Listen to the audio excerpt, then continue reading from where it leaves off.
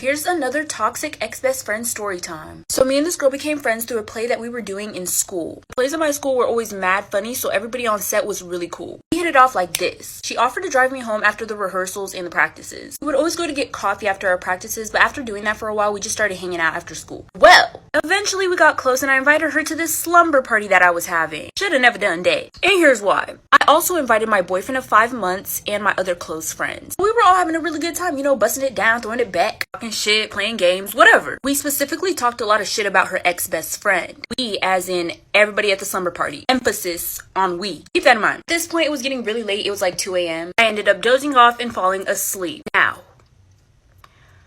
I woke up to some very slight clapping, and so I turn around and I see my best friend doing the spread eagle on my boyfriend. Like for part 2. Part 2 of my toxic ex-best friend story time. I wake up because I hear some clapping and I turn around. I see my best friend doing the spread eagle on my boyfriend. Busted wide open. No remorse. None. So my best friend at the time sees me looking at them, giving me a very much, oh, you wish that was you, huh? Look. You're probably wondering what was going through my mind at that moment. Well, murder wasn't on my mind, surprisingly. I had another plan. So once my boyfriend notices that I'm awake, he tries to push her off of him as if he wasn't just doing what he was doing and tries to apologize, saying things like, oh, I didn't know what I was doing. You were asleep. I just couldn't help myself. You know, just a bunch of bullshit. And so I'm like, y'all putting on a show with the amazing actress that I am? Not gonna let me join? You know I always get the lead roles in the plays. Come on. Mind you, I was basically completely over my boyfriend at this point. I already started losing interest in him. This basically just did it for me. So I'm like, hello, lights, camera, action, let's get it going. And so I start to go down on him. Then I just take a big old bite right from his dick. Part 3 of my toxic ex-best friend story time. So like I said, I wake up from my own slumber party and see my best friend and my boyfriend getting it in at like 3 a.m. in the morning. I asked to join and then I took a chomp out of my boyfriend's badonkadonk. And not only did I do that, but right after I took that big ass bite, I turned to my best friend, bit her titty. Now we were all equal because now they're feeling the pain that I'm feeling. So now my boyfriend's mad. My best friend is crying. And I can't lie, I loved to see it. The tears rolling down her face was just, there's something about it. Just made me want to... Anywho, obviously I kicked them out of my house. I need to realize that I had bought my boyfriend a gift. It was over like $500 and I wanted that shit back. So I pulled up to his house and his mom answered the door. So I'm like, how you doing, Miss Judge Lynn Toller? I am here to get my money from this man. He did end up giving me back the gift. Getting a lot of texts from my best friend at the time. She was just trying to apologize, trying to make it seem like she really felt bad or something. After I completely ignored her and left her on red, she went ahead and posted a video of her on top of my boyfriend. You can see me sleeping next to them in the video. Part 4 of my toxic ex-best friend story time. So like I said, I kicked my boyfriend out and my best friend out after I saw them sleeping together at my slumber party. One day I started getting flooded with texts and then I get sent a video that my best friend posted of her on top of my boyfriend and you can see me sleeping in the video right next to them. Obviously I was 1, embarrassed, and 2, thinking of an escape plan for when I have to escape from jail. I'm just kidding. I wanted to be petty, but I decided to take the smarter route instead. I didn't even bother texting her or saying anything to her at all. I just screenshotted all of the videos that she was posting from her account. Not to mention she captioned it, couldn't even keep your man, sis. Didn't even want him. Anywho, she also posted a video of a voice recording of us all talking shit about her ex-best friend. All of us were talking shit, but she said in the caption that it was just me. Well, my other close friends were there and they vouched for me that it wasn't just me. So she just looked dumb. And I just ended up telling the school what happened. I brought other people who saw what happened for proof, because having the pictures of my phone would get me in trouble. And so she ended up getting expelled and got charged for having and spreading child pornography.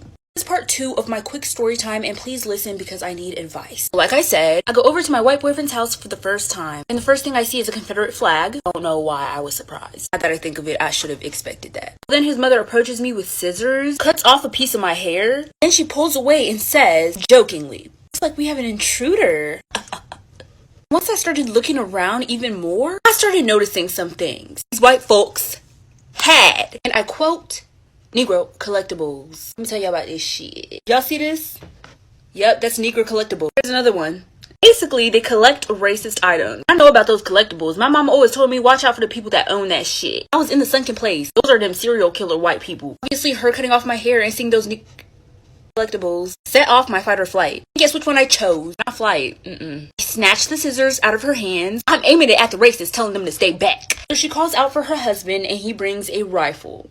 3 of my quick story time, and please listen all the way through because I need advice. I'm at my boyfriend's house. His mom cuts off a piece of my hair, and I look around the house and I'm seeing Confederate flag mat, racist collectible items. Well, after she cuts off a piece of my hair, I was ready to fight. I grabbed the scissors out of her hand and aimed it at her and my boyfriend. I told him that they could both get it. And she tries to hit me with the, I know you're not threatening me in my own home. B, I was threatened as soon as I walked into your home. Who approaches a black person with scissors and you literally collect racist items and have a Confederate flag? Bring your grandma up here. I'ma threaten her too. She calls out for her husband and he brings out a rifle. So I try to make a run for it to my car. Well, she throws the pieces of my hair that she cut off at me and says, and you can take your naps with you. I'm not even hearing her. I get into my car and put the keys in, child. This crazy old white lady grabs the rifle from her husband and starts banging my car with it. That bitch thought I was playing with her. I wasn't. I ran her ass over twice, forwards and backwards. I was not playing with that cricket tooth bitch. Ladies, this is why you should always be cautious while driving alone at nighttime. If you ever find yourself in a situation where a car is following you or making every single turn that you make, do not, and I repeat, do not drive home. And this is why. So I started talking to this one guy through this online dating app. Yes, I know the dangers, baby. I was desperate. I was taking my chances regardless. I decided to go on a date, and that would be the first time that I would ever see him in person. Never FaceTime before this, and he looked exactly how he did in his pictures. The way I was ready to with his fine self. Point is, he looked scrumptious. Scrumptious. Anyways, y'all get it. Y'all get the point. Well, I was already at the restaurant we were supposed to meet up at, and I was waiting for him. We had a really good time, but it was time for me to go to bed because I was getting tired. Mind you, I didn't see his car when he pulled up. He just walked in. Anyways, I start to drive home. Well, 15 minutes into the drive, I kind of noticed that there's a car behind me that has taken every single turn that I have taken since I left the restaurant. So I start taking random turns to see if the car would still follow me, and it did. Well, eventually, I stopped to park in a random driveway. At first, that same car passes by me, but then it turns right back around and parks behind my car. Part 2 of why ladies should always be cautious while driving alone at nighttime. And if a random car starts following you, to never drive home. So like I said, I noticed this random car following me, so I didn't drive home. I parked into some random driveway, and the same car that was following me drove right past me. I wait a little bit to see if I was in the clear, and I see that same car driving right back towards my direction. That's when I duck. I basically try to make it seem like I went inside, even though it's not really my house. Well, he ends up parking right behind my car, and he gets out of his car. At this point, I was terrified, but at least I was in my car so I could run him over if need be. And thankfully, I have tinted windows, so when he walked past my car, he didn't see me because I was ducking. I didn't really get to see his face or what he was wearing. He basically looked like a black figure. Like I said, it was really dark outside. Whoever's house I was didn't keep their front porch lights on. Thankfully. Then maybe he would have seen me. Well, he gets to the front porch. That's when I immediately get up, turn my car back on, and drive home. Well, the next morning, I was woken up by someone ringing my doorbell. Look outside and I see the same car from last night parked in my driveway.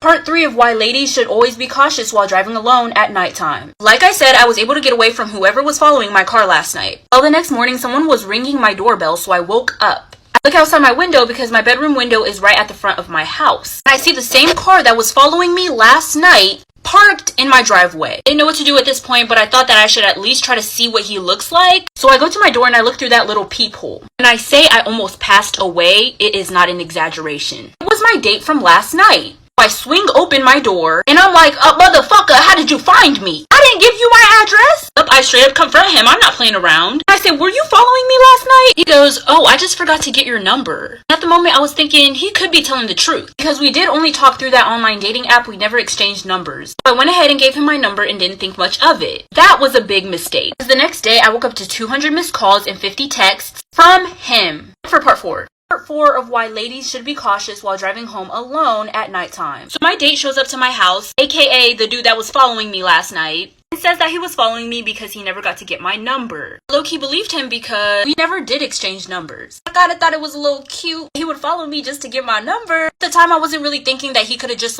texted me on the dating app for my number.